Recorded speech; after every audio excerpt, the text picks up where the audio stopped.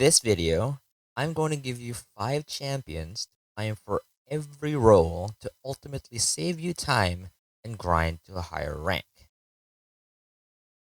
The season has started, so it's time to grind our rank games once again. There are a ton of YouTube videos out there that give you a few videos that are the best or the ones you should main.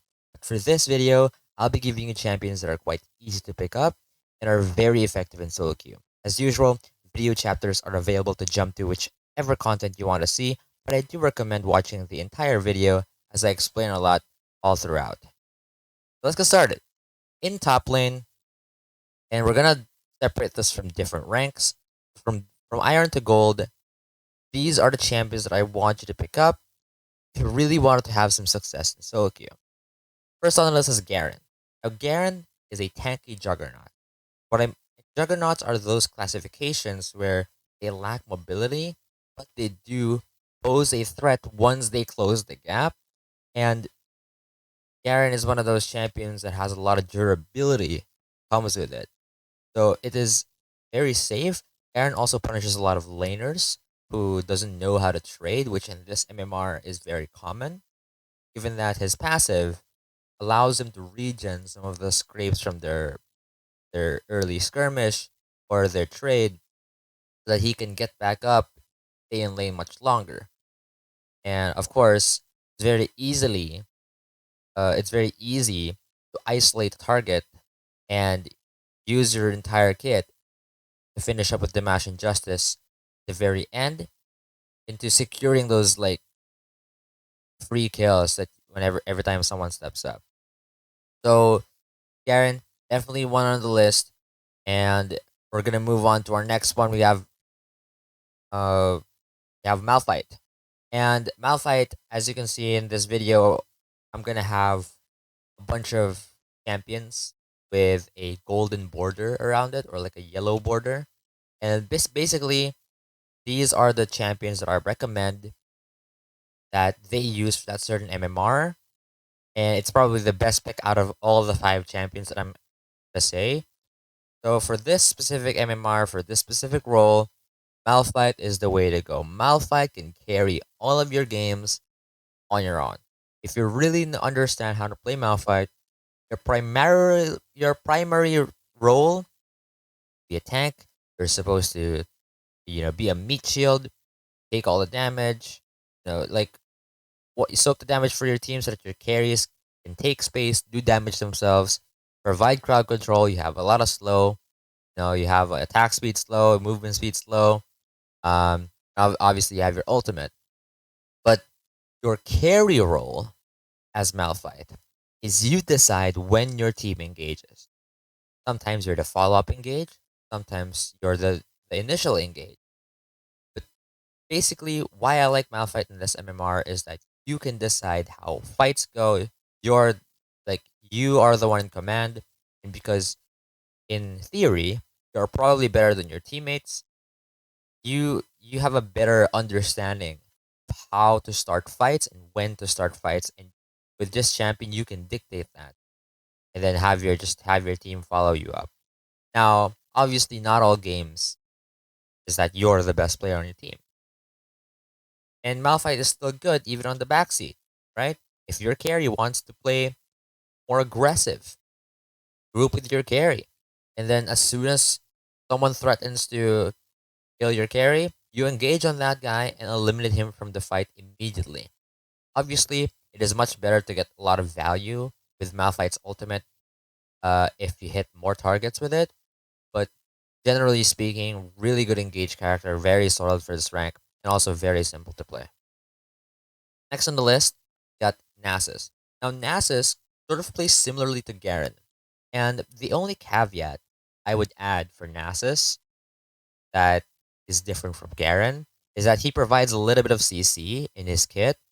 So if you think your composition doesn't have a whole lot of CC, well, maybe you could add Nasus to the mix so that you could at least have like a single target slow that can help lock down targets. You can help chase, and yeah, pretty much Nasus. I mean, some people know him as the farmer.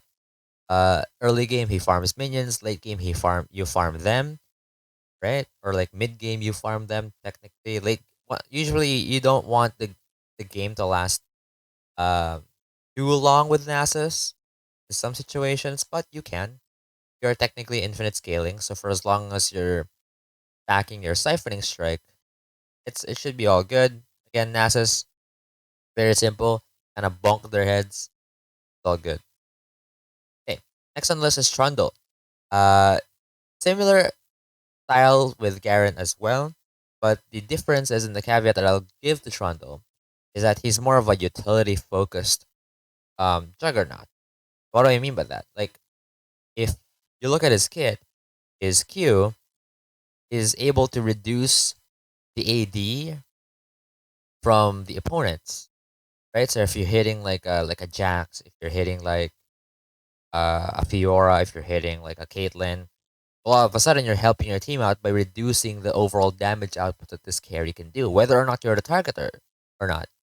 Um, so Trundle in that sense, has a lot of utility. Another utility focused ability would be his pillar, right? Where you can block off choke points, you can knock up someone if you land the pillar directly on top of them, and just a massive slow, like a massive area effect slow, it will allow you guys like catch up. And of course, the most important utility in his kit is Subjugate, which is his ultimate. Basically, strips away their tank in a matter of seconds, right?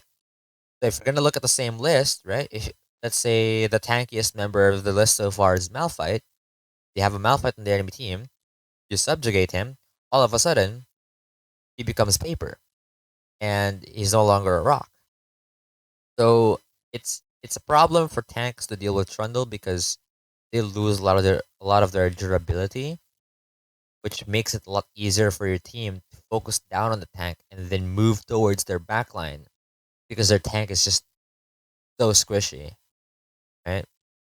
In addition, obviously, Trundle gets a lot more tankier in the process, right? So lots of interesting stuff for Trundle with the utility that he can provide. But then again, I'd only recommend Trundle if you ever really need the utility in your team comp. Like there's barely enough utility, you have enough damage, and you want to pick Trundle. That's the main thing I'd pick Trundle among everyone else on this list. Last but not the least, we have Yorick. Now, Yorick might come as a surprise to some people because Yorick is not necessarily, well, great in doing one thing compared to some of the stuff on this list or some of the champions on this list. But that's exactly what makes Yorick great. You can't decide on what to do or what to play, or if you can't decide between like Garen, Nasus, or Trundle, you like them all. Well, just go with Yorick. Yorick is a bit more well-rounded. Can do a little bit of everything. Right, has a little bit of CC in the form of that you have the cage, although it can be destroyed. Right. Um, some of these players in this MMR don't actually know that, and yeah, you're a big split pushing threat. You will a lot. Like Yorick can fulfill the role of uh any juggernaut really, but not specifically too well. It's again he's very well rounded and he fits into a lot of compositions as well. So this is the current list that I'm going to give you. Again, I recommend Malphite a lot. It's definitely one of the more deciding picks in low MMR, if, um, in my opinion. Okay, moving on to Platinum to Diamond. Now, as players get better, your enemies get better as well. But that shouldn't be a problem because the champions I'm recommending you guys are very quite easy to pick up. So first one on the list is kind of common in other regions, but not in ours. It's Akshan. Now, Akshan is a strong carry. Akshan, if you're really good at him and you're just mechanically versed with using his kit, you can single-handedly carry games. And I think this is why at this MMR, there's a lot of potential like carry players that's gonna start to come out because they already have like solid fundamentals, uh, enough to carry a game. They just need the right tools for it. And Akshan really does give that. Akshan is also very mobile, right? He can stealth up. He can walk up to targets unexpectedly. You have the hook shot, which, if used proficiently, can travel a long way. You can either walk far up, and then once you're getting ganked, you're gonna hook shot away safely. And or if they're running away, you could hook shot to chase them from afar. Very easy to for Akshan to be safe because of that. And I think it's called grappling hook, but you know what I mean.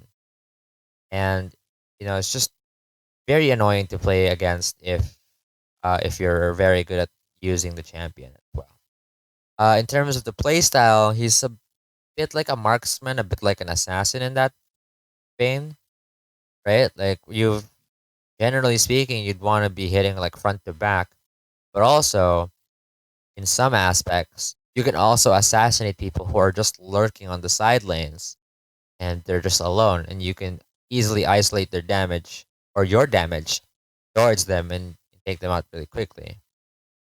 And the thing about Akshan that's like really good as an assassin of that sort is that takedowns reset your E, which means once you get a kill, you E in, right? Or like you E in, get a kill, and then you can E out, which makes a lot of like safe, like in and out sort of plays. You can still do that as like a marksman play style, but very effective from the assassin perspective as well.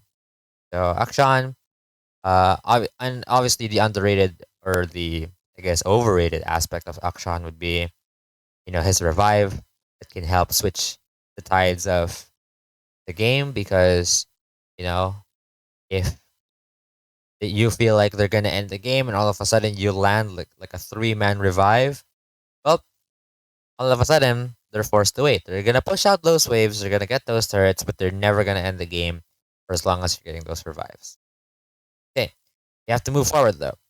Graves is the next one on the list, and I like Graves. Graves is another carry that you can pick up. Now, Graves is not as mobile as Akshan, right? He has some ability in the form of like his dash, but it's very limited. It's mostly used as like a dueling sort of dash, but not necessarily to traverse like long lanes or something like that.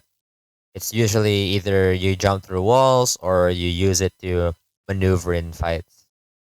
But what I like about Graves is that he's very versatile. He can fit into pretty much any composition that you want.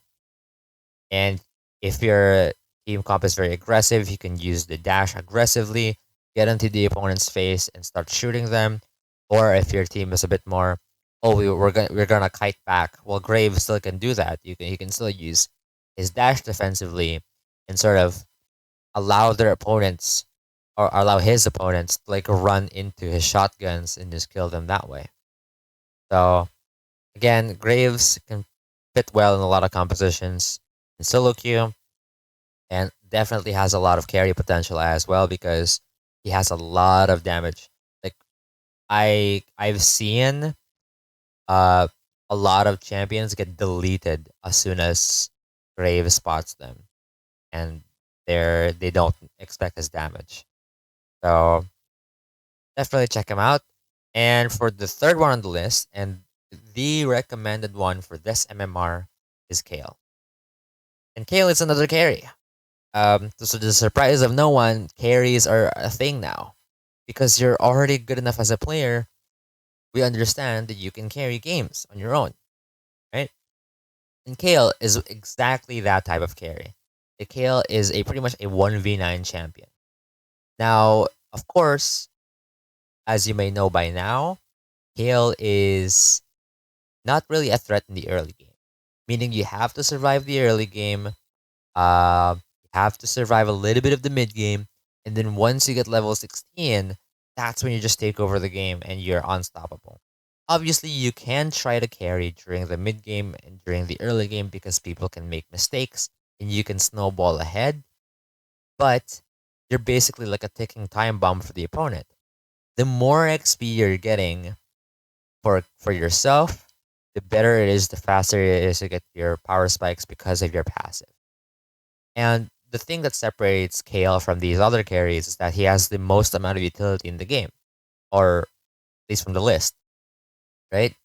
KL has a slow, KL has some movement speed increase, and uh, obviously her ultimate grants invulnerability, not only to herself, but she can cast it on allies, which can save fights entirely. I've seen KL players turn a what looks like a free pick to like a reverse ace, right?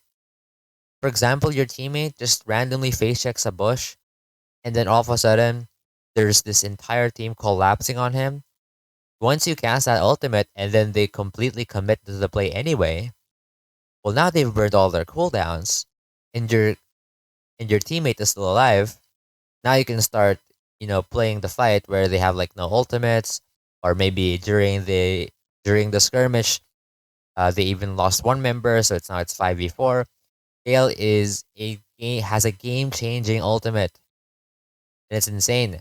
Gale is also very versatile. You can fit her into any composition that you want to, because at the end of the day, she's just gonna do one thing. She's just gonna sweep them blades and carry these team fights. So I think I can't stress enough how strong Gale is, especially in the right hands. So definitely, if you're interested in that sort of play style, go and pick up Kale. I don't even hesitate. Just try her out. Next on the list is Shen. And while we've discussed a lot about carries, we're gonna switch a little bit towards tanks because not everyone can play carry. Not everyone likes to play carry. For some people, there is a huge pressure for them to do something in the game, and they just want to be, those sort of like supportive players that help their carries on their team win the game. And Shen is one of those champions. Um, Shen is, as we know it, is a tank champion. But more than that, he offers a lot of like uh, useful utility inside of his kit. He has a slow, he has a taunt, he has his W, which deflects or not deflects, like negates incoming basic attacks as in a certain area, as well as his ultimate Stand United, being able to have that global presence and shielding your allies from death.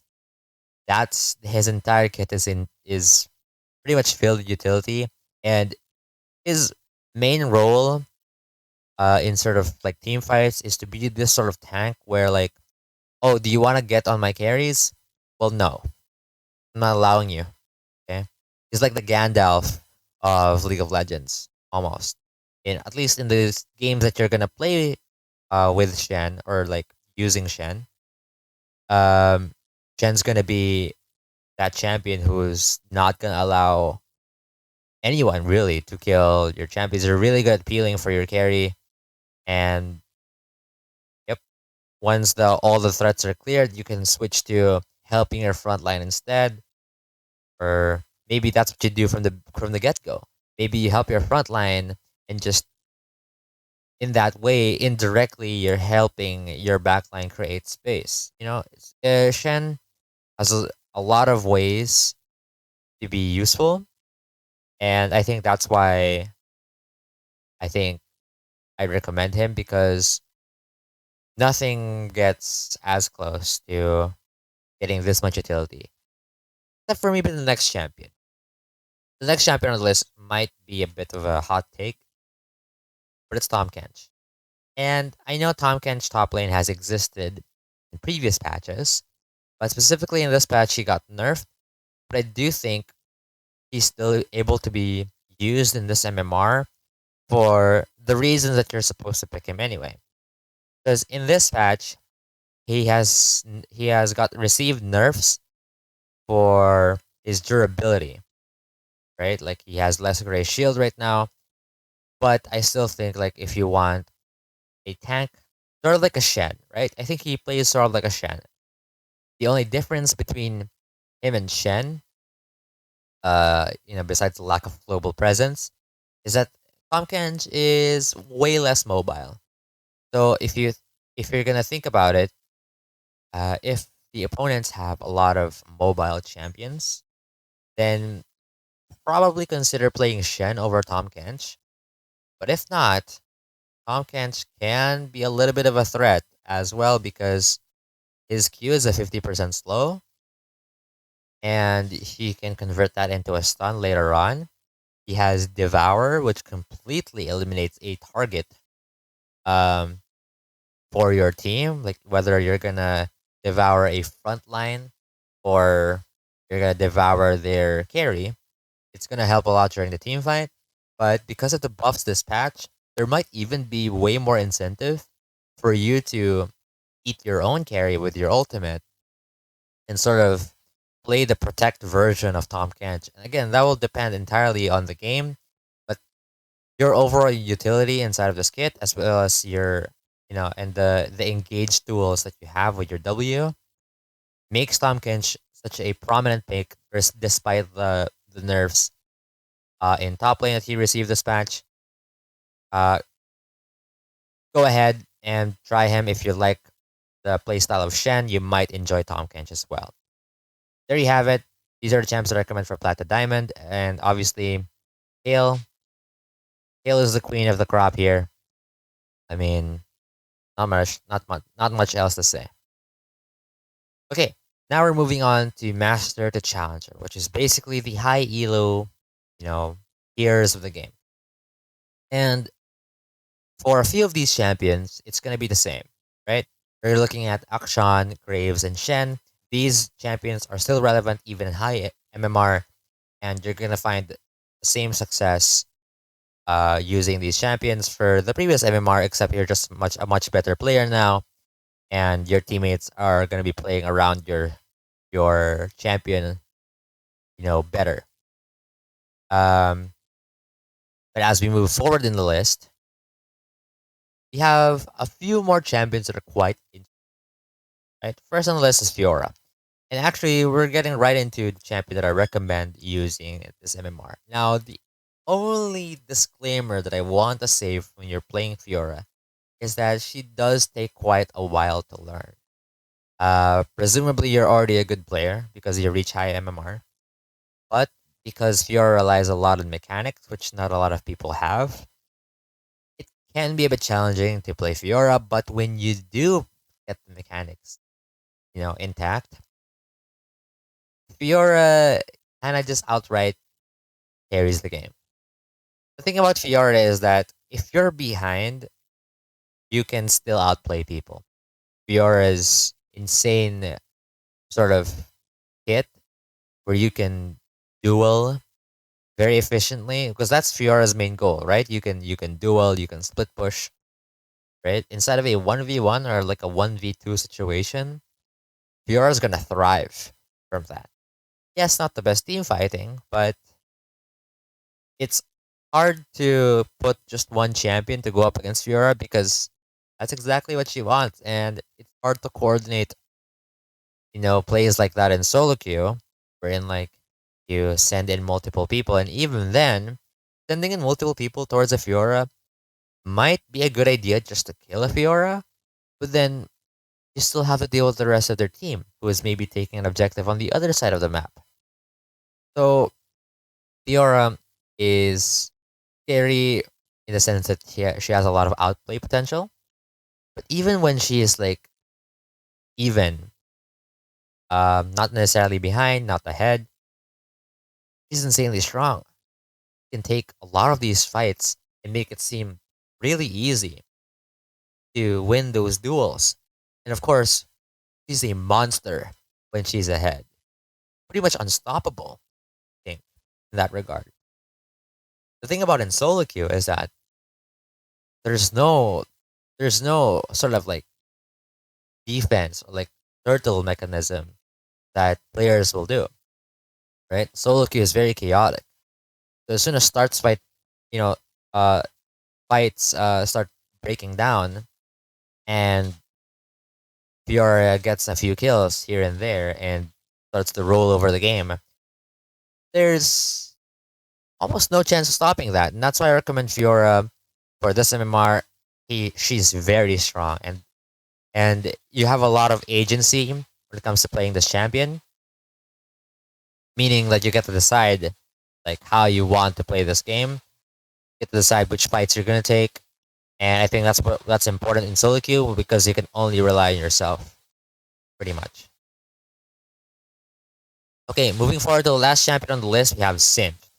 Now, Singed is a tanky champion, at least very durable. Uh, his basic build involves around making him durable inside of fights, but he can also pivot into AP builds if you know your composition calls for it. But primarily, there's a lot of versatility with Singed in that he can fill the role of either healing for your carries, right? He's very good at running around, and then every time someone wants to jump in, okay, you flip them back towards your team, say like, nope, okay, my carry later on. You have to deal with my poison first. Um, Alternatively, Singe can also catch some immobile carries, or maybe once you've used your W on them, you can easily catch them off guard and fling their carry towards your team and essentially go for a pick. But Singed, like I said, uh, can be used in many ways. And one of the rare things that you can do with Singe during the early stages of the game is that you can proxy uh, your opponent's you can proxy your lane. And what I mean by that is if you're unfamiliar with proxying, you're basically standing in between the two towers of your opponent as as he's forced to catch your minions that's hitting their own tower, and you're basically going to be farming uninterrupted in between those, and every time they want to chase you, you waste their time, you run away, and you sort of repeat. Because again, the number one rule in League of Legends is you never chase a Singed. So unless they have a lot of crowd control, unless they don't really suffer a lot from proxying, or like they can't unless they can abuse you from proxying, there is nothing stopping you from doing whatever you want.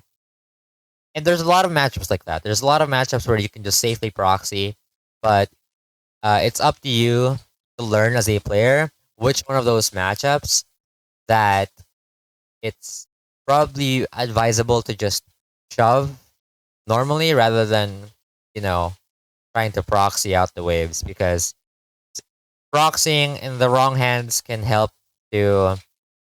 the enemy laner just get through the laning phase and have a good time. But for some champion who can be oppressive, sometimes avoiding these overall fights by proxying is very annoying and quite frankly um, damages their mental more than their actual champion. So Singe very tricky to use, but not as difficult as Fiora, right? Singe requires a little bit more brain than mechanics. But once again, very versatile. So I do recommend picking him up whenever you want to try something new. And in case you just like uh burger flipping people around the map. So that's it for top lane. As we move towards the jungle pool, we're gonna see a little bit of the same or a little bit of a similar face here in the form of Trundle. I've already talked about Trundle in the top lane sections. So if you skipped here, make sure to watch the top lane section for when I talked about Trundle if you want to know more about it. But basically, Trundle is very straightforward, a lot of utility, and can do well in the jungle as well. Okay, give me 1 second.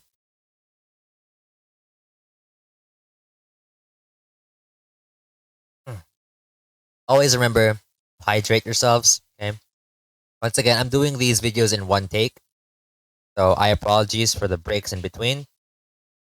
But I do want to continue towards our video. The next one on the list, or basically our first one on the list, is Mumu. Now, Amumu has received a bunch of changes, whether through items or as a champion, right? But he's still very prevalent in low MMRs because now more than ever, as he has a lot more engage tools or a lot more crowd control because of the way bandage toss works right now.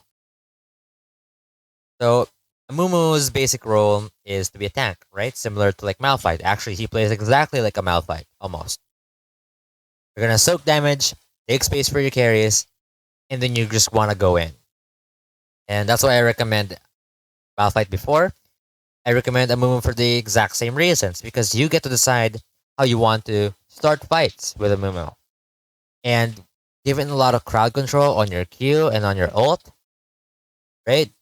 Like there's so many team fights that are just gonna be instantly won for as long as you land like a sick ultimate that catches all of their carries, and you're gonna be praised in this MMR if you do so. So if you're looking for a tank that has a lot of engaged capabilities, if you like Malphite in top lane as well, Mumu is definitely a comfort pick for you supposedly. You can easily transfer a lot of the skills that you have in Malphite for Mumu.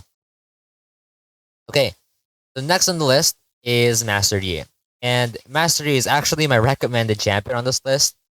Master Yi is very annoying in low MMR. If you're part of this MMR already, uh, and you disagree with this point, I think you just haven't faced a scary Master Yi. Or maybe you're just smarter enough, right? You're smart enough that you know how to play with Master Yi, but against the average like opponent in this MMR, they can struggle dealing with the Master Yi if like all the conditions are met. Master Yi tends to farm a lot during the early game, and if he gets a lot of kills during the early game, that that part gets accelerated up to the point that Master Yi can no longer be stopped. He's just gonna ult and try to pick off people pretty easily and take objectives on his own. Like Master Yi is very strong as a carry and can take a lot of 1v1s, can outplay 1v2s, 1v3s because of his Alpha Strike, because of the Highlander. And even Meditate sometimes can be used to outplay opponents where like they're gonna waste abilities. They're gonna waste time attacking you when they can't necessarily break through your healing. They can't out heal Master Yi's healing. This is especially prevalent in the early stages of the game where Meditate reduces so much damage that for some reason buys enough time for your cooldowns to come up, for your teammates to come in and help you. And yeah, overall, Mastery has a lot of this 1v5 potential that a lot of people fear in this MMR. I think back when I was in this rank or when I was coaching people in this rank, a lot of them share the same sentiments where like, we have to ban Mastery. That's how scary this guy is. People know. And if you get the chance to play him, I definitely recommend, because you're gonna roll over games if you know how to play Master Yi just a little bit. What more if you've mastered his kit? It's gonna be incredibly scary. The next on the list is Warwick. Now, Warwick is a little bit different from all the champions I've suggested so far. Warwick's main goal is to dive onto the back line and latch onto those high priority targets. And what I mean by that is You use your ultimate usually to get on top of them, and you don't necessarily need a follow up, right? You can, right? If you have a follow up, that's great. But your primary purpose is to divert attention. They have to react to a Warwick jumping onto their Caitlyn, as a random example. Or like if you jump onto their Jinx or to their Victor, right? They have to react to that. Your goal is to convert uh their pressure towards you so that they're not pressuring your teammates, and then you're there being durable. You have your E, you're life stealing, you're using your Q to regain HP. You're wasting so much of their time. And you're still threatening to kill that high priority target if left unscathed. Right? If they just ignore you, you're gonna solo kill their enemy ADC. The Warwick is a threat to be reckoned with. And the reason why I recommend him in this MMR as well, that besides him being an easy jungler, it's um pretty much impossible to fail in terms of like clearing camps as Warwick. But uh generally I like him because he punishes a lot of people who overstay in lanes. Like, after a fight and like they're very low but they wanna push the lane or they wanna get some more CS because there's a cannon right in front of them. Well, you can't really do that all that much against Warwick because Warwick can just smell your blood and run right into your face in like less than 10 seconds, and you're not gonna have a good time.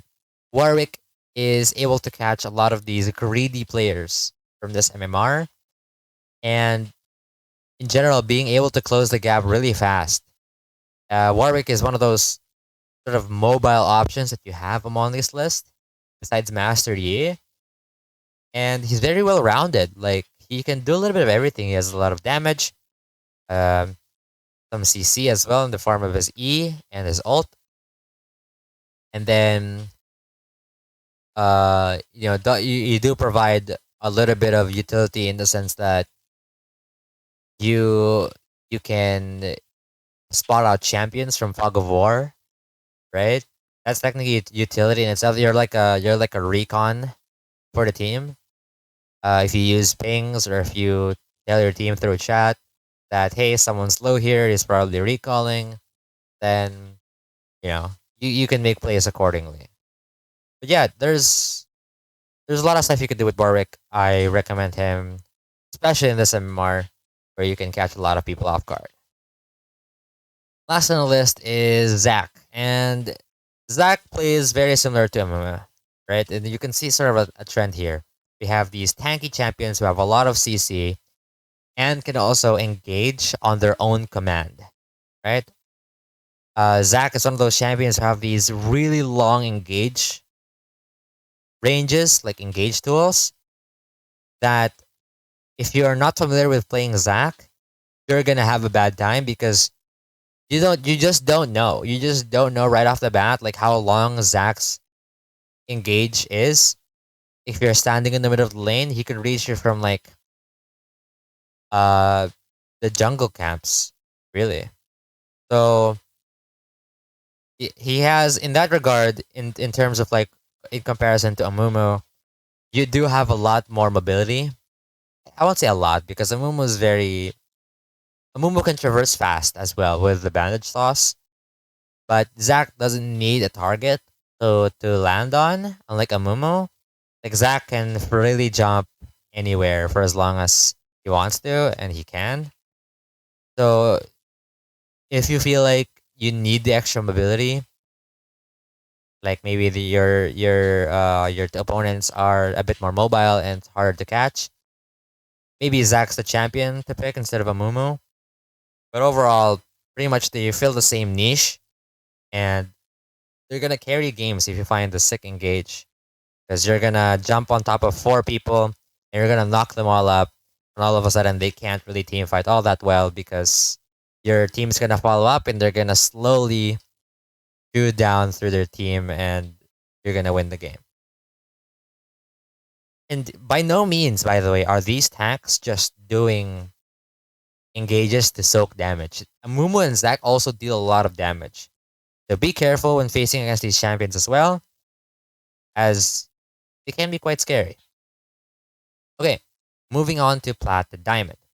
Now, here we have a completely different list, and champions that we haven't seen at all. First, you have Fiddlesticks, and immediately, my recommended pick for this MMR is Fiddlesticks. Fiddlesticks is insanely strong as a carry. A lot of front-loaded CC inside of his kit. You literally have a point-and-click fear to stop stop the opposing carries from doing whatever they want. Oh, they're trying to dive your back line? Fear. Oh, you want to do some damage? Fear. You want to cast that ability that you're channeling? Fear. You're stopping them from their tracks. Whatever they do, they can't dodge it. Their best way of dodging that fear is the spell shield, which not a lot of champions have innately, or not a lot of champions build spell shield items, or to get away from his range. And might I tell you, his range is pretty big because you're gonna crow storm, from a wall towards the fight, and you're gonna get in there.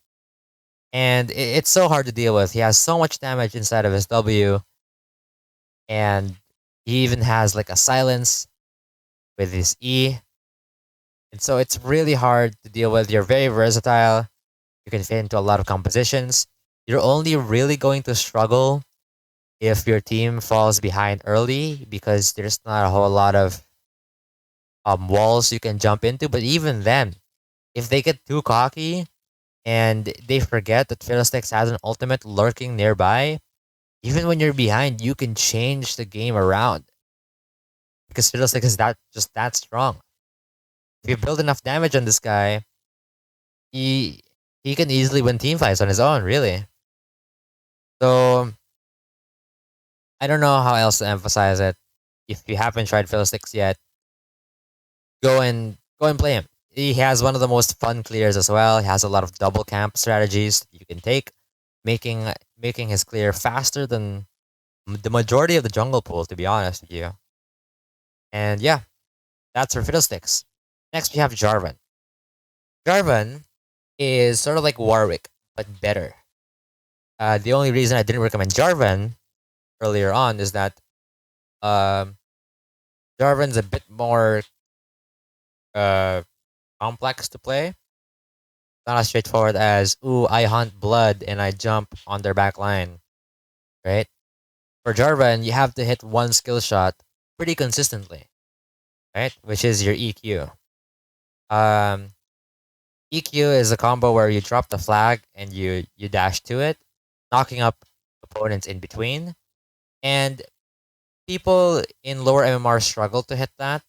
I don't necessarily recommend it, but if you're here because you're supposedly mechanically good enough to do that, I recommend it already. But functions the exact same way. You want to be jumping on their backline and make sure that they can't move. Literally, inside of the Cataclysm. And during that time, again, you can't really ignore the Jarvan. You can try, but it's gonna your carry is gonna have a bad time. If you don't have your carry inside of your fight, I think you're losing the fight in both ends because Jarvan's gonna try to kill that carry. So at the very least, they will devote some resources into trying to stop Jarvan from killing their carry. And in this moment, again, you're absorbing a lot of pressure. So very similar in that regard, where you just kind of like dive and take pressure. Jarvan can be obnoxious as well if they have no flashes, if they have no escape tools. Basically, once they get into Cataclysm, they can't get out, and your teammates are just gonna throw in all their abilities instead of that Cataclysm, and they're gonna die. So Jarvan, very good champion for team fighting, for picks, really anything. Jarvan's very, very well rounded in that regard. Okay, third on the list is Karthus. And Karthus has been strong for a lot of patches already. He clears the jungle extremely fast, and quite frankly, doesn't require a whole lot of mechanics to play him. Obviously, ideally, you want to hit your Qs a lot, and that's practically the hardest part of his kit. But essentially, it's pretty easy to play. Other than that, you can drop your wall, to slow them, and then you use your Q so that you can basically guarantee that you're hitting your Qs. You have your E, which is pretty much free damage if you just leave it on during team fight. And of course, you have your ult. Every time someone's about to die and you're just farming, chilling in the jungle, boom, press ult, you get free kills. Or if you see that your bot lane's fighting, they might need some extra damage, you can ult early, and then you're helping your bot lane fight. Karthus is very good in terms of the global presence, and Karthus has a lot of carry potential. In some situations, especially around objectives, very hard to fight against a Karthus. Because remember, if you kill a Karthus, the damage is sort of still there for a while. So in team fights where you get locked down first, it might even be a bad idea. Because then you get to freely cast your spells and then they can't interrupt you. You're doing damage even while you're dead. And you're gonna do that for quite a while. Yes, they can disengage, but then you're also giving room for the enemy team to either run away or to like get in cooldowns or maybe allow them to take an objective for free. It's very scary to go up against a Karthus. And obviously there's that threat where at some point Karthus has enough AP that he can start fights by pressing R first, making everyone like half HP. And all of a sudden the enemy team doesn't want to fight and you can get free objectives that way. So Karthus is very scary in the jungle. I think you should try to pick him up if you want to carry games in the similar vein to Fiddlesticks. The only downside is that you don't have a lot of CC. And he's much better into competitions that run into you, right? Like those low range engage comps. Karthus, is very good against that. Okay, next on the list is Nocturne. Now, Nocturne is another carry that's very strong, and I use him myself. One of my favorite champions, actually. And his primary role is to assassinate the backline. At least in solo queue, you're gonna go for that lethality build in a lot of cases. Axiom Arc has been the meta as of today, right? Where people just kind of rush Axiom Arc, first, second item, and then you just kind of keep ulting every time it's available.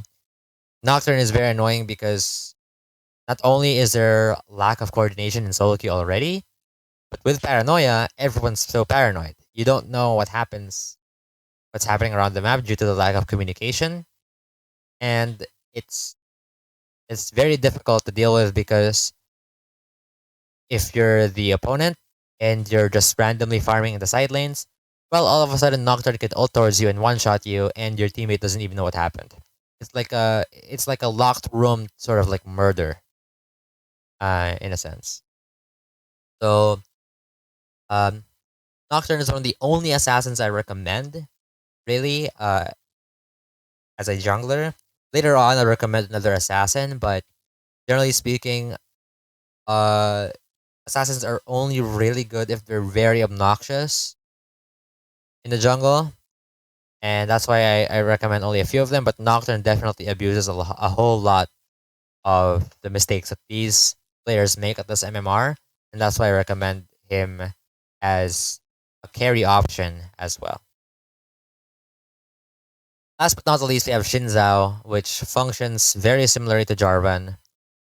Uh, you're just not as good as abusing immobile targets because you don't have the Cataclysm, but you're way more durable because against ranged champions, they can't do damage to you up unless they're inside of your ult or whenever you do ult, right? So if you ult someone and you're fighting them 1v1, it's very hard for their team to help them to help their carry because they have to get within the range of Shinzao to even help, like actually help. Yeah, you can still although you can still like throw crowd control over Shinzao and maybe stop his tracks that way, but he's not gonna die for a while. So he's very durable in that sense as a diver, but again, pretty much same role as Jarvan. You just kind of soak pressure and hope to kill their carry if you can. And yeah, that pretty much wraps up the platinum to diamond list. So it's been a stretch, and we haven't even gone through the rest of the roles yet. But bear with me, as I think this video has a lot of content you'd want anyway.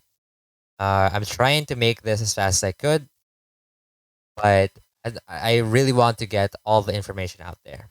So hope you're still sticking with me, even though we're about an hour in.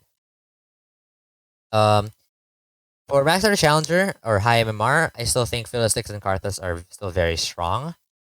But I'm gonna recommend three new champions that you might want to pick up because your teammates are gonna be a bit better playing around you in this regard. First one's Eve or Evelyn.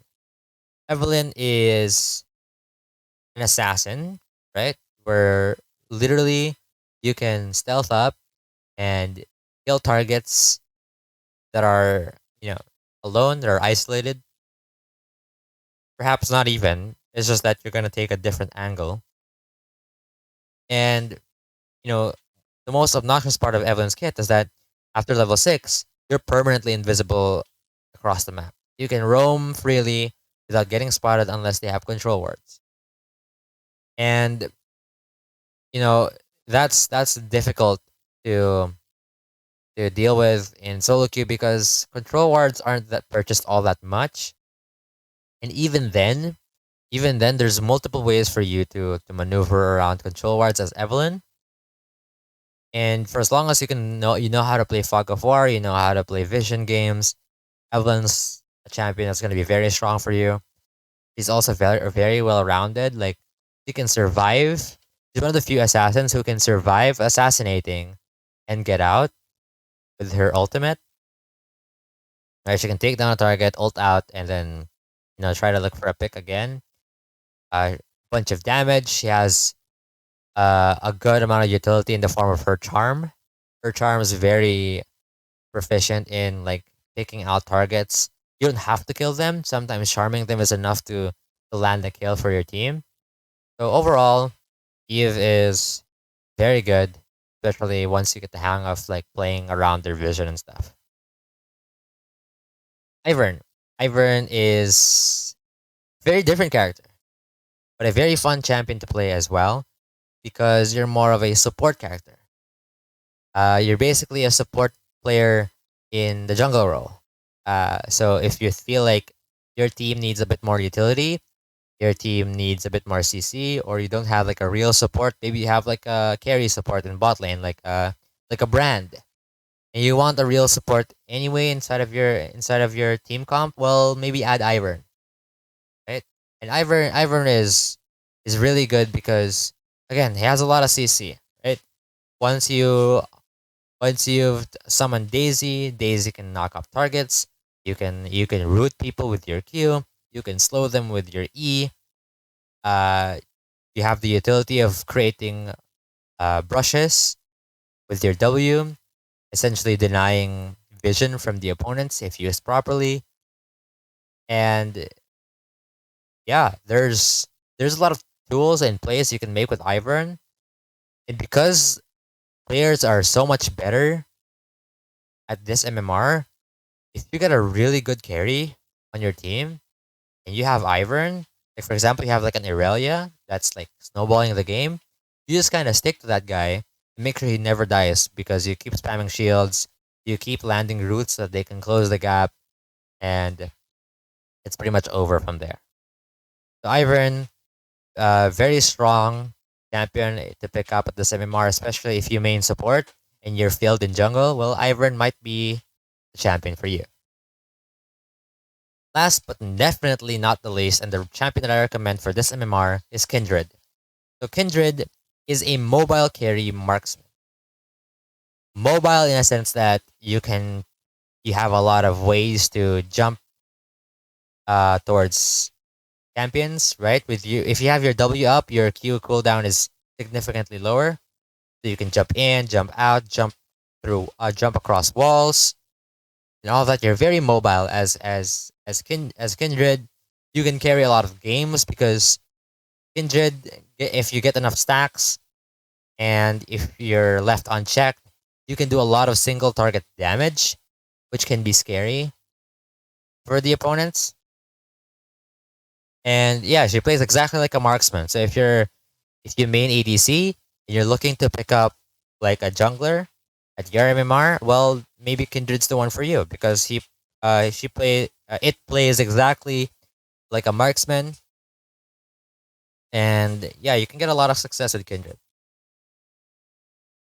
So, oh yeah, and of course, Kindred is very strong as well because of Lamb's Respite, his ultimate, which allows fights to be saved, but can be a bit tricky to use. I'd recommend that you learn when to use it and when not to use it, because in a bad case scenario, you might actually bait your team into staying within your ult only for them to lose the fight. So make sure to only use this ult as like a counter to whatever they're trying to do, and make sure that you still have options to turn around the fight after your ult expires, or else you might be the one in danger. Okay, so let me drink again.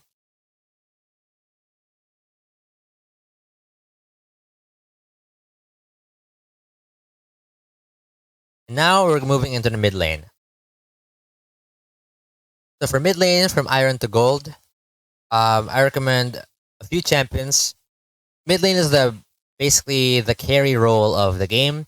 So almost all of the champions that I'm going to be suggesting here are going to be carry champions. First one's Annie, and again, this one's the recommendation I have for everyone really that's starting to pick up mid lane. I recommend Annie because she is extremely simple, at the same time super effective. And well, Annie can really do a whole lot. Like you can carry a lot of games with Annie because you have a lot of CC, right? You can, I mean, a lot of CC in the regard that you can charge up your stun and stun a lot of people. In that regard, you're providing a lot of CC. You can even have more stuns. You can have like 2 or 3 stuns instead of a team fight, depending on what happens, right? And you can easily burst down targets. The way Annie's playstyle currently works is that you're supposed to burst down key targets, right? So let's say they're clumped up with their carry, you flash onto them, drop your Tibbers with a stun, and then you just kind of burst their carry and run away, right? And wait for your cooldowns. Annie is very good in just picking people off with her burst. It's uh, very hard to predict like how much damage Annie is going to deal to you up until you're already about to die because of how fast the combos can come around. And again, in this MMR, it's very common for people not to know what's happening entirely. So you can get a lot of like free kills with Annie, because her kill ranges are extremely high, and you can definitely find yourself in situations where you just keep carrying games because they can never play a straight up 5v5 because you keep killing their carries before the fight even starts.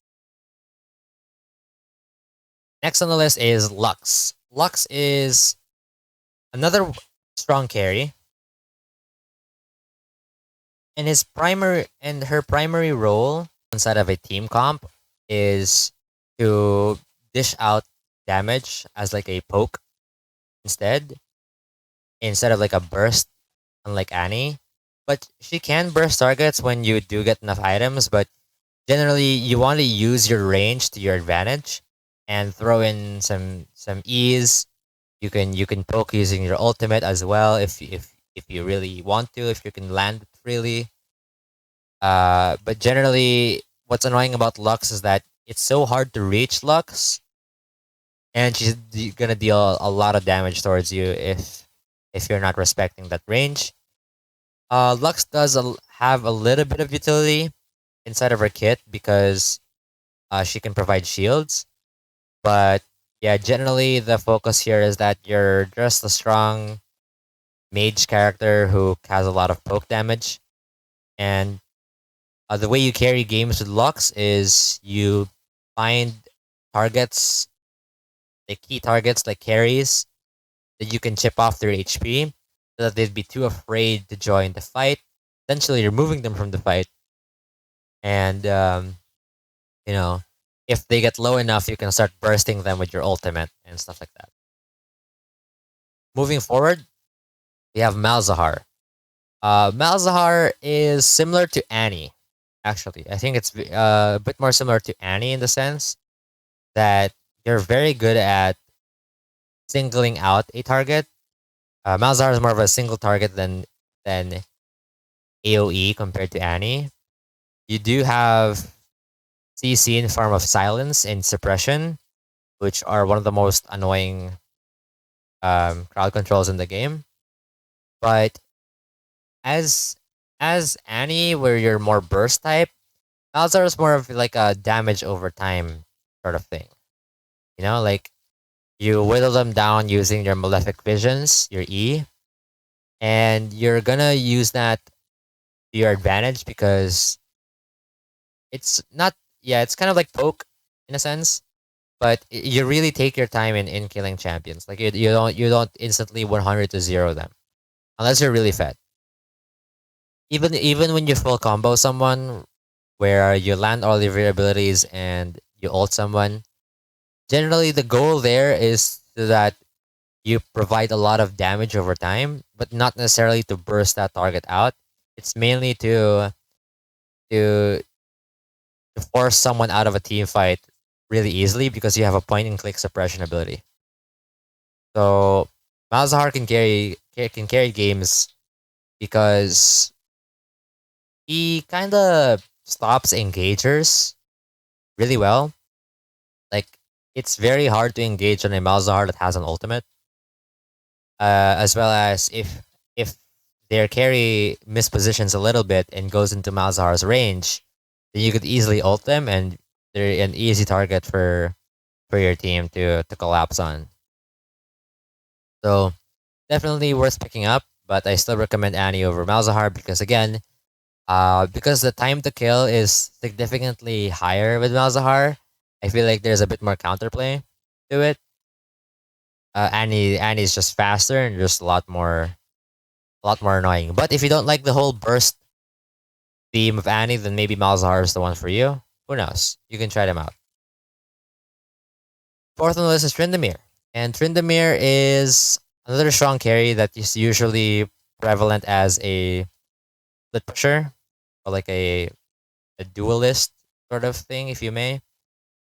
The main idea behind Tryndamere is that it's very hard to 1v1 a Tryndamere. Main reasoning is because like he's gonna fill up the Fury bar and he's gonna crit you for a lot, meaning straight up brawls is pretty hard for Tryndamere when he's doing critical hits. As well as if you're AD, he has the mocking shout to reduce your AD during the fight as well.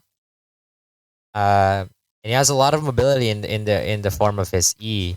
As long as he's getting those crits off, he's gonna get a lot of spins on you, which can be very annoying if you're trying to outmaneuver Tryndamere, right? But yeah, he's very good in like 1v1, 1v2 situations because especially with his ultimate Undying Rage, it it makes him like, stay at 1 HP for a few seconds, and if you're still alive after those seconds, then you're a bit lucky and you get to kill a Tryndamere maybe. But Tryndamere also has the option to spin out like before the Undying Rage expires.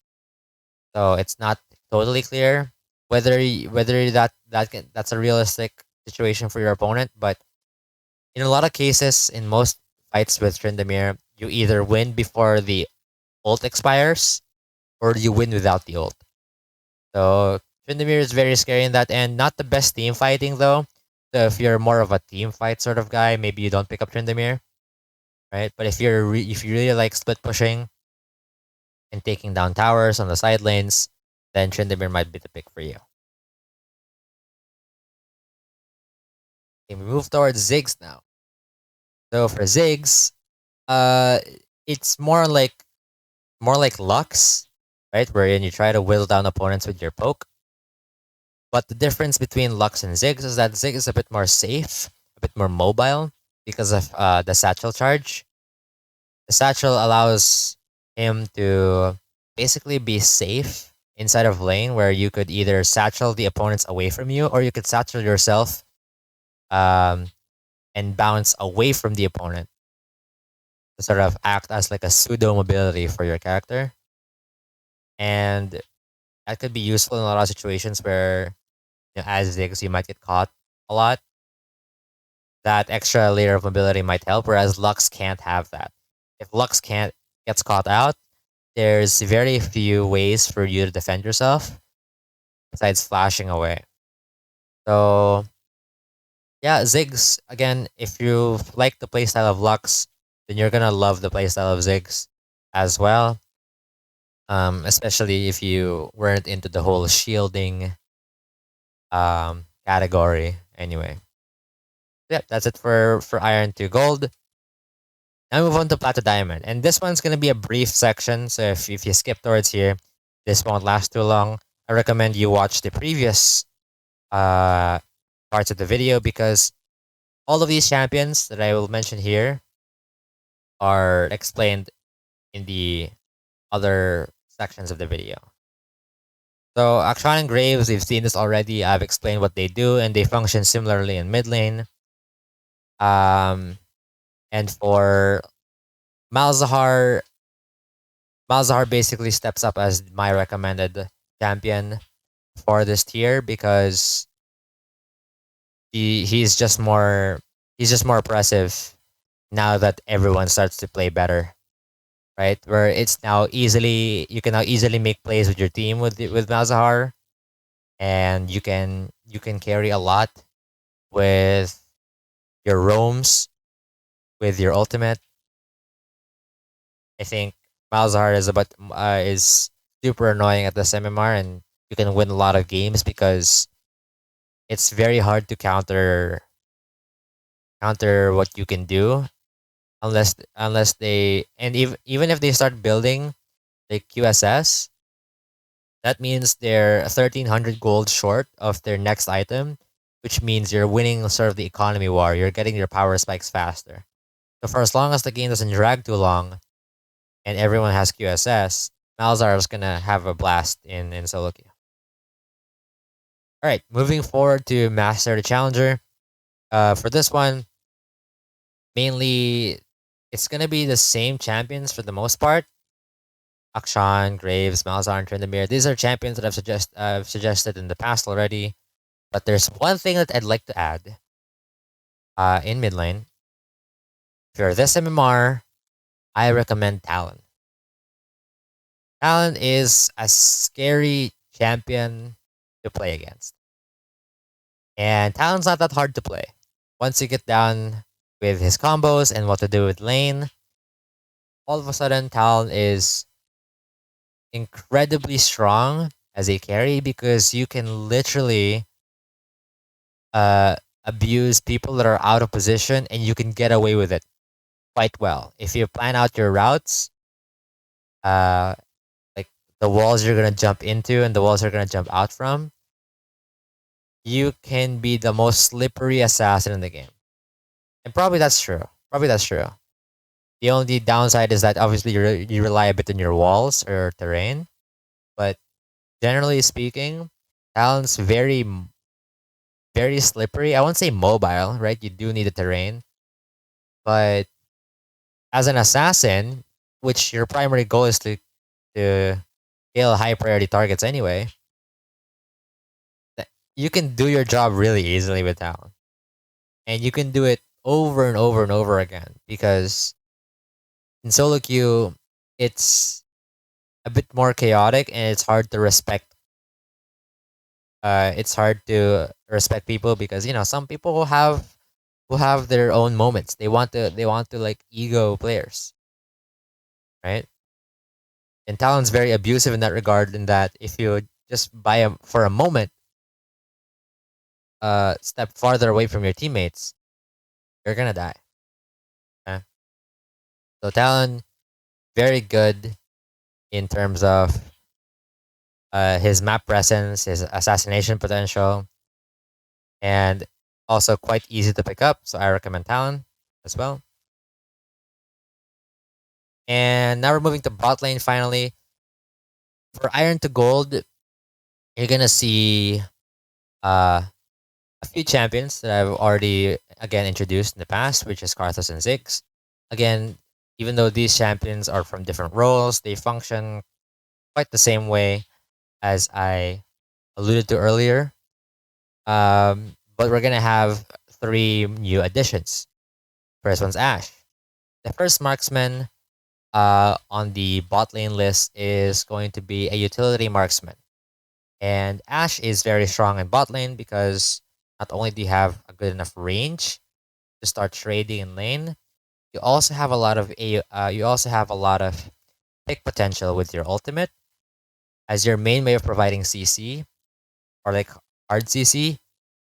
But in general, CC for Ashe is very useful because your passive applies slows as well as uh your W can apply your slow as well.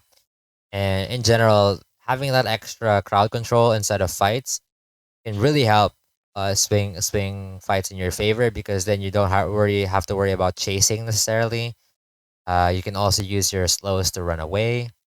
Ash is very solid in that regard, and yeah, there's just a lot of like uh, these sort of champions where you kind of just press R and you win the game, right? If you see someone that's isolated and you're an Ash player, you can throw an arrow and you can kill them, right? If you have your teammates around you, or if you can kill them by yourself because you're strong, you can do so. Next on the list is Misfortune, which unlike Ash doesn't provide the CC, but provides a whole lot of damage. Misfortune is incredibly strong as a champion, and I I'd like to say one of the scariest ones as well in this MMR because if your if your team funnels into a choke point or you guys somehow because in this MMR it's very common to group up. So if you guys get caught inside of MF's ultimate inside of a team fight, you're most likely going to lose the game. That's why Misfortune is very strong because literally your ult can decide like how whether the fight is won or lost, depending on how well you place your ult and how good you timed it. You know, if you can get like one or two people with your ult, that's a great value already. So definitely try Misfortune out. But the recommended bot lane character or bot lane champion that I've listed here can be a bit controversial, but here it is. Seraphine. I think Seraphine, even though she's not a traditional marksman, right, can be very strong in bot lane. Provides a lot of CC because of her E, because of her ultimate. But also, uh she spikes she spikes way earlier in terms of her items. Her items are a bit cheaper compared to the regular marksman. The sense that you get a lot of damage already by like one or two items, and you sort of function as like a mage support hybrid. In general, your kit's utility is way more useful than any of these champions, and you'd find a lot of success if you land multi-man ults and just doing crazy damage because Seraphine has a lot of burst actually. So Seraphine I think is one of the strongest, if not the strongest champions that you can play at this MMR. Give her a try. The only thing that could be a little bit tricky for her is that you're not really auto attack based. You're more on spell weaving. So if you're a mid lane player that's looking to play bot lane, do check out some of the mages I suggested here, like Karthus, like Ziggs, and Seraphine specifically, because that you can find some good success with those champions. Okay, going to Plat Diamond, we're gonna see pretty much the same faces: Arthas, Ziggs, Misfortune, and Seraphine. But the one I recommend for bot lane if you're this MMR is Kog'Maw. And Kog'Maw is basically a strong uh, marksman that would take over if you have enough protection. Not even. Sometimes even without protection, for as long as you're positioning properly, you're dealing a lot of damage with high range. That's the scary part about this champion, right? You're running lethal tempo. You're running. You have your W up, and you're just gonna shoot so fast. You're shredding tanks. You're shredding carries. Have higher range. You have so much carry potential with Kog'Maw, and all that you have to do really is to get to those team fights. But even then, even in the early game, even in the laning phase, Kog'Maw is strong because for as long as you have your W up, it's hard to trade against a Kog'Maw. So I do recommend checking out Kog'Maw as well. It's especially stronger when played with the Chanter supports like Lulu, like Yumi, or like Nami, stuff like that. You can explore those on your own. But Kog'Maw, you don't really care that much with your support. Especially in solo queue because you can only rely on yourself. You can carry a lot of games just by dealing damage and surviving. Okay, going to the high elo bot lane list again. Uh, we are recommending the same champions. Pretty much, these are good across multiple MMRs, Karthus, Ziggs, and Misfortune. But I do want to recommend two other things. Number one, Soraka. And then similar to Seraphine, Soraka's niche is no longer being able to carry. Right? Seraphine was more on like, oh, I carry with my ultimates, I have a lot of damage. Well, no. Soraka's literally in bot lane because you're functioning as like a secondary support. You're a support. If you're a support player who wants to play bot lane and you're at this MMR, pick Soraka, right? Yeah, you're gonna get a lot of your items faster because you're CSing, meaning your support items get online much sooner. You have a silence, an AoE silence in your kit, and you're just helping your team. You're being a healer bot, and you're just helping your team. We have global presence. Soraka is incredibly scary if left unchecked in bot lane. And generally, your goal in bot lane is just to survive. But that's not the full potential. In some of the lanes in bot lane, you can play very aggressively and start poking them, right? Because you're not just a support. Yes, you're a support like in general, like once the game goes on, but early on you have a lot more poke damage and you can out trade champions for as long as you're hitting your Qs. So definitely check out Soraka, very oppressive bot laner that not a lot of people are abusing right now. So go and use that. Next is Vayne. So Vayne is my recommended champion for high elo, and I again similar to the warning I or the disclaimer that I told for Fiora, Vayne can be a little bit mechanically demanding, but once you get the hand of her mechanics, she becomes really oppressive. The thing about Vayne is that she's a marksman with not the best carry potential. I'd say like you do need a little bit of help from your team to succeed with Vayne, but uh, she is very mobile, right? With she can tumble a lot during fights. She can move around, has a lot of movement speed.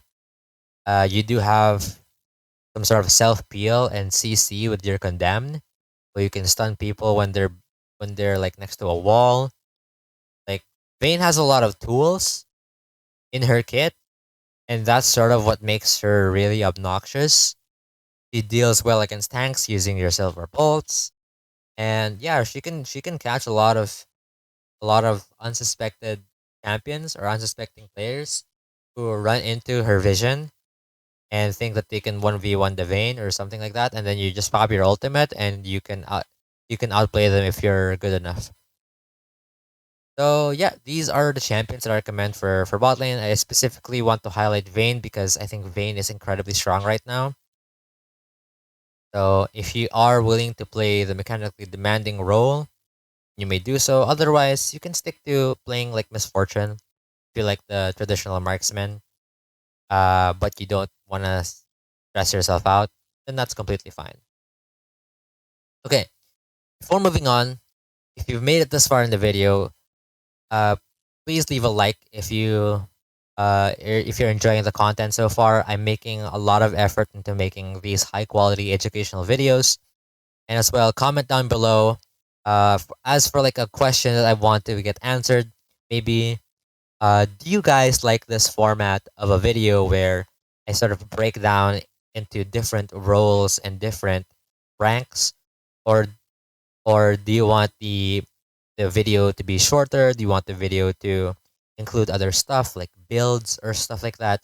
Make sure to leave me some feedback for how you want future videos like this to continue from this point on. But in the meantime, we're gonna finish up. We're gonna wrap up the video with support. So for support from iron to gold, again, Soraka. I've said this before. Uh, she's really good. She's very simple to use. So I recommend her from iron already, right? As you're going up. But then we have 4 new champions on the list. The first one is Blitzcrank. Now, if you're unfamiliar with ranked yet, and you're looking at this video before jumping into ranked, you might have not known how strong Blitzcrank already is, but Blitzcrank, for the veteran players, even as myself, can be pretty annoying. Because the thing about Blitzcrank is that no matter how behind your team gets, if you land that one hook towards a priority target like a carry, it might save you the game. You might be able to turn tides of the game. Blitzcrank is a pick support, meaning you prioritize in singling out targets and getting them one by one rather than, you know, engaging and killing all of them. That's really what you're for. You're providing your CC with your hooks, your knockups, silence, and generally you're a force to be reckoned with. Even in lane, you can snowball lane hard by just landing a hook early on, and then they're forced to blow a flash, and you can call your jungler, or your jungler comes for you anyway, and it's just way easier to play Blitzcrank at this MMR because people in this MMR also don't know how to dodge skill shots. So if you get the timing of how to use Blitzcrank hooks, they will fall for it. And especially if you have some cheesy plays where you're hiding in the bush and you hook unsuspecting enemies when you know that they don't have any vision on the area, you're gonna get a lot of free picks, which leads to a lot of free objectives on the map. And yeah, Blitzcrank is very annoying. I but we there's an even more annoying support down the list, which I'm excited to get into later on. So Brand is the third champion on the list, which I'd say if you want to carry games on your own and not rely on your teammates following up, I think Brand is a really good choice. Primarily because you have a lot of damage, you have a lot of burst. You can you can kill their carries as Brand, as a support. That's how strong you are. If you land your full combo, the thing is Brand is a combo mate, right? Like um Brand, I've seen players play Brand as if like they're a poke character. Maybe in lane you can do that, but outside of lane, you're really meant to combine your abilities together so that you can make the most out of them. And generally, this means bursting out a target immediately, sort of like an Annie. In that sense, I guess they're both fire. And yeah, Brand is very scary, especially in team fights with Pyroclasm, where they will take a lot of damage if they stick together. So it forces them to split up, and in some cases that might lead to either free picks or if they tend to clump up, then that's sort of a free team fight win already because they're gonna deal so much damage to everyone. If you're playing Brand, you won't be surprised if you're gonna deal the highest damage because honestly, they're just gonna take your burn damage to a whole new degree. Fourth on the list is Maokai. So if you're more of a tank player, Maokai is the one I'd suggest the most. You can play Maokai as a poke champion, but I do recommend that you try out the tank version. I think that's the one that's much more simpler to understand and much more reliable in terms of results. You have a lot of CC with your knock up or knockback. You have your slow. You have your root. Um, and most importantly, you can engage a lot of fights with Maokai, similar to how you would with an Amumu, except it's just a bit slower, right? The roots sort of like creep up to your opponents, but eventually you catch up. You're gonna catch up with them. So Maokai is very good engage if you've learned how to play him, and he's also very tanky. Like his passive heals him for a lot if you know how to use it properly. So yeah, definitely worth picking Maokai out if you need a tank on your team, if you need an engager on your team. So do check him out. And last but definitely not the least, we have Zyra. I know a lot of people who hate Zyra. I do, and for good reason. Zyra is insanely annoying. Zyra has a slow. Zyra has a knockup. Zyra has a snare, right, or like a root. But Zyra also has a lot of damage because her plants, if if you're able to target those plants for towards their enemy champions, can do a lot of damage on their own. Which means you don't even have to risk yourself as Zyra to deal damage. You just have to make your plants do it for you. So it's insane. But also, Zyra can be used as a way to pick targets off. Because you have your E, which is a long range route, you can find targets who are isolated, and you can land if you can land your E, they're basically dead. So Zyra has so many tools to deal damage, to support your team, and overall just carry the game. You can literally win games just by playing Zyra alone. That's how obnoxious Zyra is. And again, it takes no effort because or it takes little effort to do stuff with Zyra because again, it's basically your plants doing the thing for you. So you're in this MMR and you're struggling to climb, I recommend Zyra by a huge margin. You're gonna be super helpful in carrying your team, and you're gonna find a lot of success with this. I promise you. Okay, for Plat to Diamond, the supports on this patch or on this list are gonna be the same thing, pretty much, right? Same four champions, but the one I recommend for for this MMR is Sona. Sona with the new changes to Archangel Staff and her recent mini rework. Maybe not so recent. It's been a while, but has basically brought her up into viability for quite a while now, for a few patches now. And I still see that not a lot of players are picking up Sona. She's a well-rounded support, meaning that she can fill the gap of um anything really. She can do damage if she does like the power chord Q. She has some form of utility with some slow on the power chord E and like a mini exhaust on power chord W, which is very strong. And of course, you have your ultimate, which provides a lot of AoE CC and can usually win team fights on its own, right? While you can't necessarily 1v9 a Sona, right? Unlike a Zyra would do, I recommend Sona because you're there as a threat for when you do get out of lane. It's so hard to team fight against a Sona because you're just gonna keep on healing everyone. Everyone's gonna get free heals. Everyone's gonna, you're gonna provide lots of like utility across fights, whether it's like slows or the exhausts. Um, And of course, landing that sick 5-man crescendo is the ultimate dream. But Sona, one of the best champions, if not the best champions to play at this MMR if you're playing support. So do check him out. If not, you might want to try the other champions listed above and find your success there. Okay, we're closing in, guys. We're now at the high elo list for for supports, and generally some of the champions that I've mentioned in the past can still apply.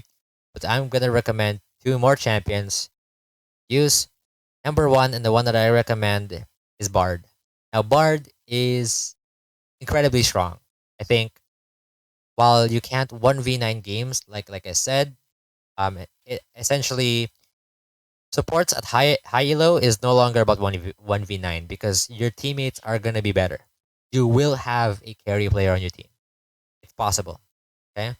So they just need a reliable player to support them in doing so. And Bard is really, really strong in that regard. You have a lot of CC, right? You can, if you know how to use your Q to land stuns, it's on such a low cooldown that you can proc it multiple times during a team fight, during a 2v2.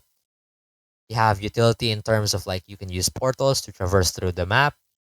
You can you can you can boost someone's movement speed with your W, right?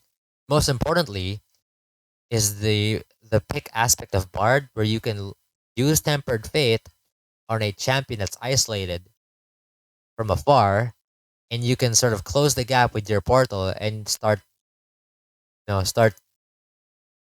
killing those targets. Essentially, you're able to separate fights easily with Bard by using Tempered Fate properly, right? In fights, you can easily split into half by, or maybe all of them, right? You can land a 5-man Tempered Fate into a combo with your teammates. That's fine.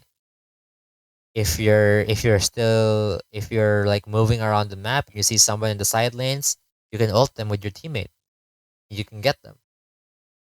Bard is incredibly scary and incredibly oppressive on the right hand. So I recommend using him up. You can definitely get a lot of picks in solo queue because people just doesn't respect sometimes the amount of mobility that Bard has, the amount of like roaming pressure that he can do inside of a game. Okay, last on the list is Zillion, and Zillion is incredibly versatile as a pick. Zillion, you can pick him whenever you want. Works well in like engaged or aggressive comps by speeding up your divers and make sure that they get into the back line as fast as they can. Or like you can also play like front to back style with Zillion. You know, you can play around your carries, your range carries, your melee carries. It doesn't matter. Zillion's primary strength is you provide so much utility. You have AoE stuns. You have a 99% slow or a 99% movement speed increase, depending on which one's necessary. Right? Again, versatility is the name of the game here. And of course, you have one of the strongest ults in the game, Chrono Shift. Chrono Shift allows you to basically apply revive to your ally. And at max rank, this basically returns them to full health. So, in theory, in late game, Zillion's basically going to turn the games into a 6v5. The thing is, Zillion's not limited to cast his ultimate to his allies. You can clearly cast this on yourself, making it extremely hard for you to die. You're always going to be a threat inside of team fights. So not only are your carries a threat, you're also a threat because of your utility. That's why Zillion is oppressive, especially in high elos when you have a lot more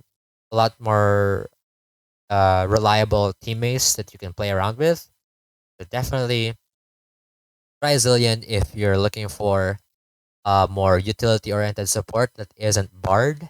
I think Bard and Zillion are very close in terms of the styles. But yeah, it's just that Zillion's a bit more versatile. But again, don't write this off.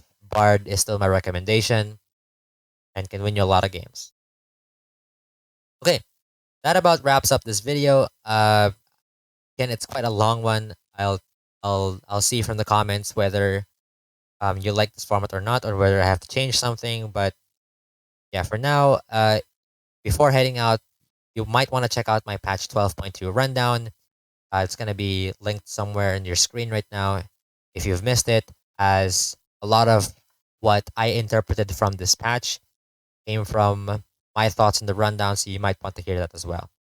That's it for now. Thank you for watching this video. Get out of here.